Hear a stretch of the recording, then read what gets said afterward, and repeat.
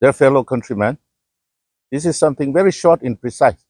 What I'd like to share is that we're confused in what word, in what situation. We have not asked about the creation and the will of God. But in the creation of heaven and earth, there is a place for us. We exist under God's plan.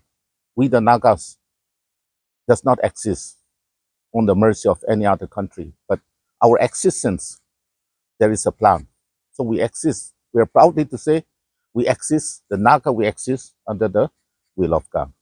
And when it comes about our land, our forest, our future, our identity, our history, we must stay united. When our land, when our security, when our forest is under threat, our land is under threat, would like to say, please, we should not differentiate. We should not divide ourselves, saying that you belong to this tribe, you belong to this group, you belong to this civil society. When our house is burning, everyone, all walk of life, even children, all age people must come forward and voice out in one spirit to save, to protect our land, to protect our future, for our freedom. So this is something that we must stay united. God has created us as one. So Naga must stay as one. If we are divided in different opinion, we may have different kind of aspect and way of thinking.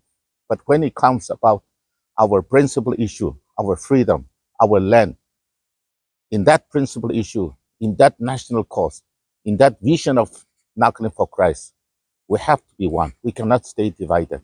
That would be too dangerous. And this is what not only is NSCN IAM policy or politics. It has nothing to do with that. We are just a vanguard. We're just an instrument to safeguard the land, our future, our forest. A time will come when there will be no more NSN IAM. A time will come, and now it is coming. It is replaced by the people's voice, people's movement. The peoples are coming in the forefront, and we are so happy that now the people leadership has come. And I'm glad to say that it is no longer NSN movement. It is now people's movement. And through the power of the people, we will triumph.